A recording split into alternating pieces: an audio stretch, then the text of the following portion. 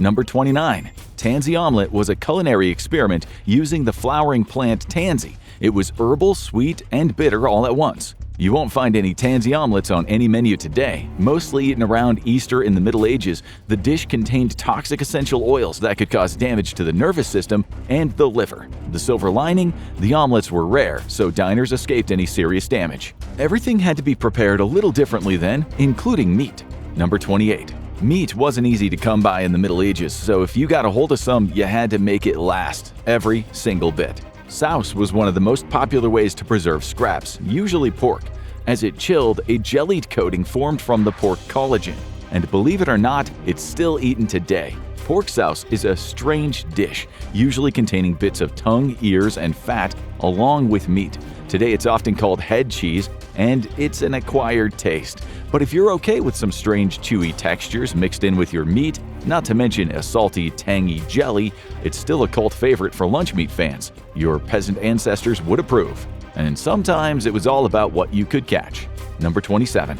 Hunting might have been forbidden to the peasant class in most circumstances, although that usually only applied to traditional game, but wild pigeons, they were on the menu. The recipe for pigeon pie was simple. Trap pigeons in a net, chop off their heads and get rid of their feathers. Next, make a simple pie crust and cook them up with whatever you have on hand. And it probably tasted better than it sounded. It was a hearty dish, still eaten by some nobles, and a peasant family who managed to make it would be eating well for a change. And it wasn't the only bird that met an unfortunate end. Number 26. Surviving in the Middle Ages was tricky, and it was even trickier when you were a Catholic and Lent rolled around. This meant no meat, so the church tended to play a little fast and loose with definitions, including classifying puffins not as meat, but as fish. This was usually only accessible to the wealthy, who could have them imported, or to peasants living along the coasts in the north, where they could try to trap them. And it was good eating if you could get them. Puffins were usually prepared fairly simply, roasted over an open fire, basically a tiny rotisserie chicken. But with all those bones and a diet of almost entirely fish, they had a strong fishy flavor. Maybe the mirror world version of fish that tastes like chicken. And sometimes the source of your food was staring you right in the face. Number 25. When you got meat, you don't waste any of it. And that includes pig's trotter. These offcuts of meat are typically cleaned well and then boiled for a long time before being served. The experience is hearty, if a bit unsettling. Pig feet have relatively little meat, a lot of cartilage and skin, and plenty of collagen to create a thick jelly as soon as the pot cools. Eating them was a very hands-on experience, with hungry peasants slurping the bones to get every bit of nutrition. Today, this cut is still used in Southern cuisine, and they might just pair well with this next dish. Number 24. A spoiled pot of food could mean more than a ruined meal. It could mean death if that was a lot of the food supply. So preservation methods were extremely important, including pickling. Cabbage was one of the cheapest and heartiest vegetables, and it paired well with vinegar or brine to create what's often known as sauerkraut. But it's not a topping here.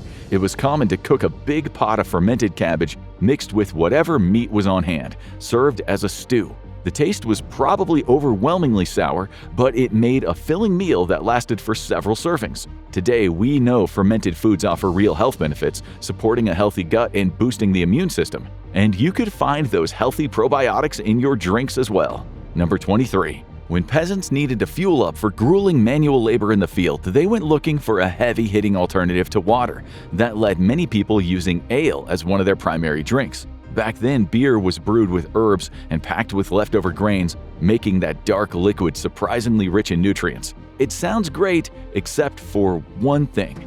Beer back then was for everyone. Kids were often served a mug of ale in the morning. The beer was low in alcohol, and the children got used to it. This traditional style of beer isn't lost to history. Its modern descendants include Guinness. And your next meal often came back to what you could forage. Number 22. Acorns. They're mostly squirrel food, or a painful thwack in your head if you walk under a tree. But in medieval times, they were more than that. They were emergency food. During famines, people turned to acorns. Readily collected from the ground, they could be cracked with minimal effort. Once the husk was removed, the soft meat could be eaten or used as a mash or a base for flour. If you knew how to prepare it, that is. Cooked acorn meat is safe to eat, but it's also very bitter due to the tannins in the meat. Boiling it out and then roasting the meat could make a decent meal for a struggling peasant. And sometimes even the most humble and annoying things could be a lifesaver. Number 21. With the scarcity of fresh vegetables and many iconic ones like potatoes and tomatoes being nowhere to be found, weeds like dandelions and chickweed were an invaluable source of roughage. And if you treat them right, you might not even notice what you're eating. The entire dandelion plant, apart from the stem, is edible, although it is highly bitter. However, the bitterness leaches out when boiled, making the plant a solid source of greens. It's rich in calcium, iron, and vitamins. People back then didn't know that, but these leafy greens kept them fit and strong. There are better options today, yet some natural food fans still hunt for foraged greens. Number 20. If you were lucky enough to get your hands on a pig, you didn't waste anything, including the blood. Black pudding, better known as blood sausage, is one of the oldest peasant meals. It's a mix of ground pork parts, usually with some sort of starch like oats as binding, and then a hefty amount of pork blood. This gives the sausage a dark red texture, and that usually turns to black when cooked. And that blood might be its secret weapon. As far as meat goes, black pudding is cheap and surprisingly nutritious. The blood is high in iron and zinc. When it comes to taste, it can have a strong metallic taste to it, but otherwise it's a hearty sausage. The appearance and texture can be off-putting, but this peasant meal never really went out of fashion. You can even find it on British pub menus today as a part of a traditional English breakfast. And sometimes the only way to avoid spoiled food is to spoil it yourself. Number 19. Today, if someone opens a milk container and it smells that it's gone sour, they'd be likely to throw it out. But in the Middle Ages, people would actually deliberately sour their milk in order to keep it fresh longer. As lactic acid bacteria built up, the milk thickened, keeping harmful bacteria at bay. This let people store the milk for longer. If you can stomach it, that is. It's a thick, chunky, sour milk that you have to choke down. It'll taste spoiled to anyone trying it for the first time, but it's actually still a delicacy in some cultures. It's known as clabber in Ireland, and it's served as a substitute for yogurt. And when you've got to preserve your food, you just can't be fussy about how. Number 18. Bog butter is one of the most ancient methods of food preservation, dating back 1,000 years before the Middle Ages. Animal fat, usually butter, would be encased in a wooden container and then buried in a peat bog. These deep, murky, swamp-like bogs are packed with dense peat and very little oxygen, perfect conditions to stop decomposition. And that's why bodies found in bogs can be preserved for centuries, and surprisingly so can the butter. But would you eat the ancient butter from the depths? Butter that was stored this way for shorter periods was likely edible and tasted normal once you scraped off some of the bog muck that touched it. However, ancient bog butter has been tested in the modern day. It is extremely pungent and earthy, kind of like eating moss or really sharp aged cheese. Of course, if you're trying 1,000-year-old butter, you are putting a lot of trust in ancient food safety. Of course, sometimes people would go out for a treat, such as it is. Number 17. The best way to get a meaty dish in the Middle Ages was often the generosity of your employer, but you probably didn't get the best cuts. When a nobleman brought down a deer, his servants or working-class huntsmen were often given the organs as a treat. These were baked into a dish called Umble pie, a savory pie made entirely from the deer's innards. And for those days, it was a rare delicacy. People couldn't be too picky back then. The pie usually served up organ meats in a rich stew with vegetables and whatever spices were on hand. If you didn't think too hard about what was in there, it would probably be a delicious meal. The Brits, known for their refined palates, continue to eat its successor, steak and kidney pie, today. And it wasn't the only case where they made gourmet food out of guts. Number 16. Would you eat garbage? Despite the name, it was a stew made from leftover parts of chicken, heads, feet, livers, and gizzards in a seasoned broth. Pieces of bread were added to soak up the juices and bulk up the meal. It was then slow cooked until it was nearly impossible to tell what was inside. This was probably one of the most delicious meals a medieval peasant could have. The slow cooking made the chicken feet much easier to strip off all the meat and skin. But there was one twist that might turn off any modern diner. Chicken heads were added whole. So with every spoonful of this hearty stew, you never quite knew when you'd be staring one right in the face. And when the tavern owner had to stretch their food, he knew what to do. Number 15. Taverns would have a constant stream of weary travelers coming in the door, so it helped to have a pot of stew on the stove at all times. And we mean at all times. Perpetual stew, also known as hunter's stew, is usually made of meat and vegetables that is never quite empty. As it was served, it would be replenished with liquid meat and vegetables as needed. and it was always kept hot to prevent spoiling. Every serving was different. From the top it might look normal, from the bottom it could be more like a meat and vegetable slurry. Either way, the flavors were surprisingly similar.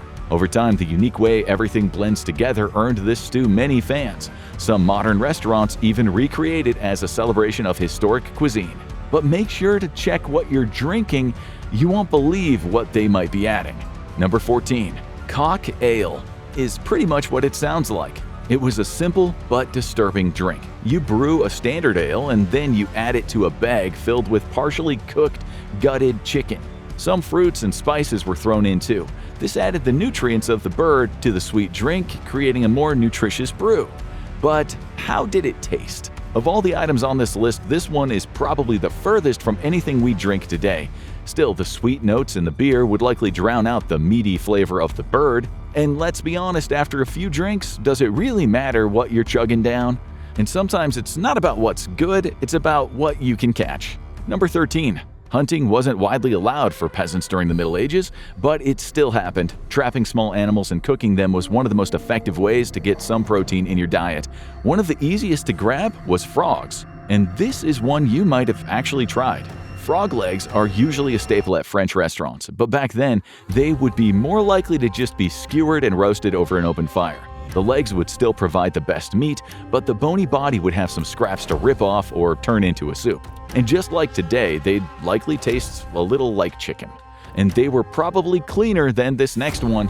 Number 12. Rats aren't just a pest, they're a plague. Today we worry about diseases they carry, but in the Middle Ages people feared them for a simpler reason: stealing or ruining their food. So capturing them was a high priority, but it would take a lot to make peasants consider eating them. This was for truly desperate cases, serious starvation during military sieges or plagues. How did it taste? Unlike frogs, you're not going to see many people eat rats today, so for the best reference, we gotta go to the TV show Survivor, which saw the starving contestants catch and eat a wild Borneo rat. They described it as bony, gamey, and not very good. But when you're starving, it is better than nothing. But how hungry would you have to be to give this a try? Number 11. Sugar. Usually harvested from sugarcane and beets, wasn't heavily cultivated in the Middle Ages, so the most common source of sweetener was honey.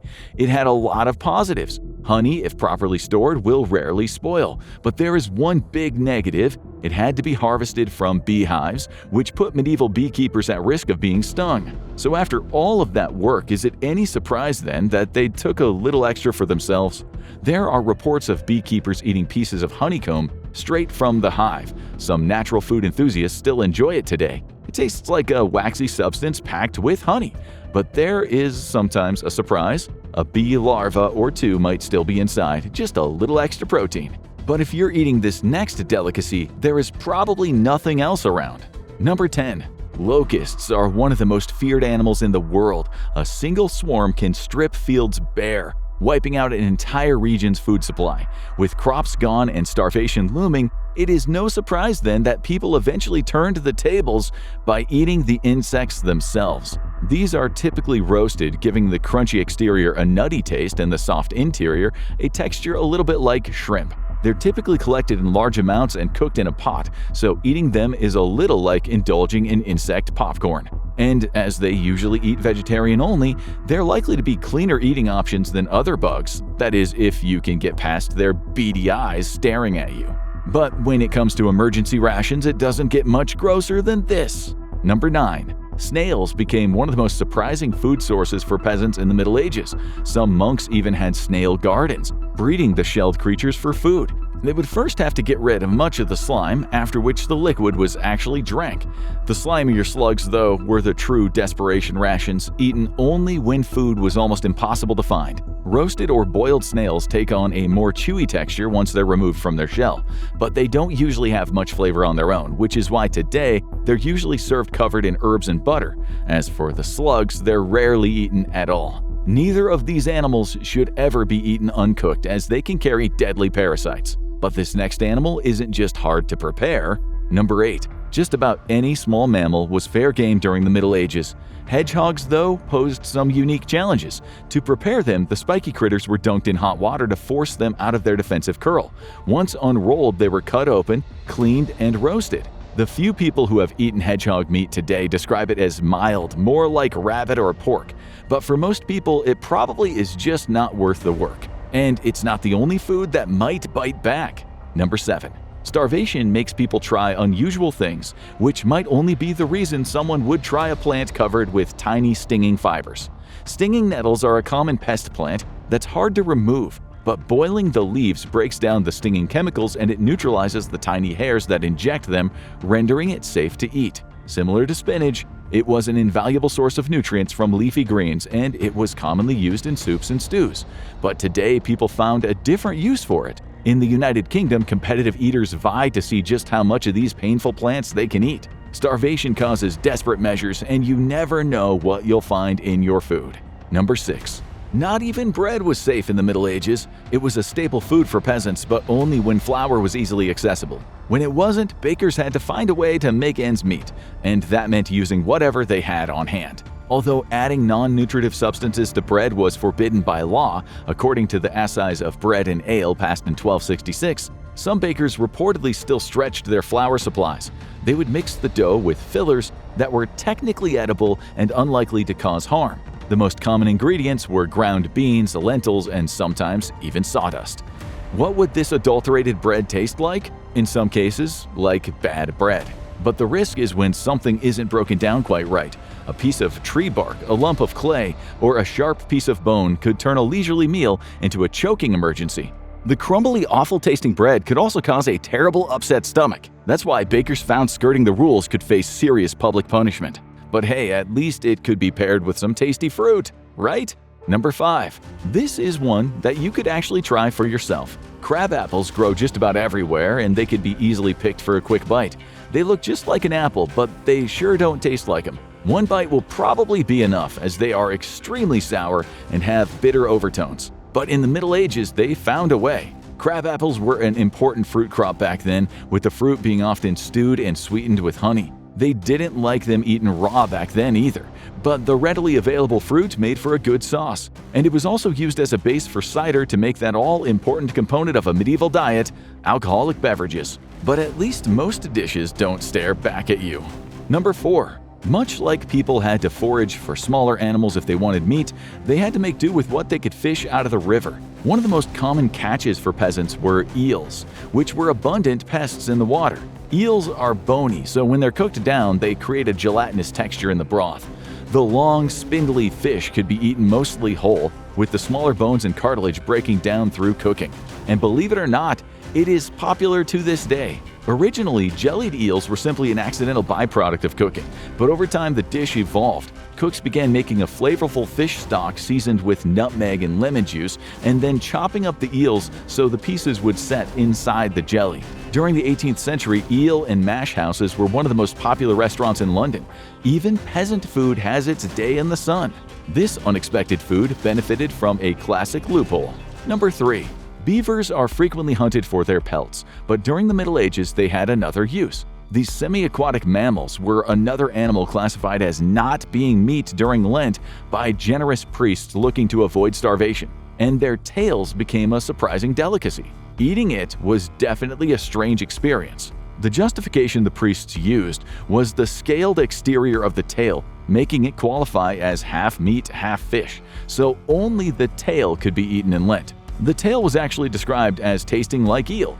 Despite that, the fatty paddle-like tail was a common delicacy back then, and it is still prized by wild game lovers today. Preservation was the order of the day, but this one might test even the strongest stomach. Number 2. Preserving fish was tricky business, usually requiring intense fermentation to keep it safe to eat. The result? A dish that only those with the strongest stomachs could handle. This led to the fermented shark dish hakark being common in Iceland. In Sweden, the equally pungent fermented herring, surströmming, is more common. And in both cases, you'll smell them before you taste them. Hakark contains a huge amount of ammonia, giving it an intense chemical smell when it's opened. People are actually advised to pinch their nose when they first take a bite to keep from gagging. Surströmming is usually served canned today. Opening it can clear a room with its intense sour, fishy smell due to its brining. Both are generally considered safe ways to eat fish, but among the most disgusting foods available. But one final food combines the worst of all worlds. Number 1. The lamprey is a primitive jawless fish with a ring of teeth that looks like a disturbing alien being about to suck someone's soul out. These primordial beasts latch on to other fish and they take circular bites out of them. But during the Middle Ages, they were also a prized catch, popular during Lent. Eaten by both peasants when they could catch them and the upper class alike, they usually had their menacing teeth removed before being served.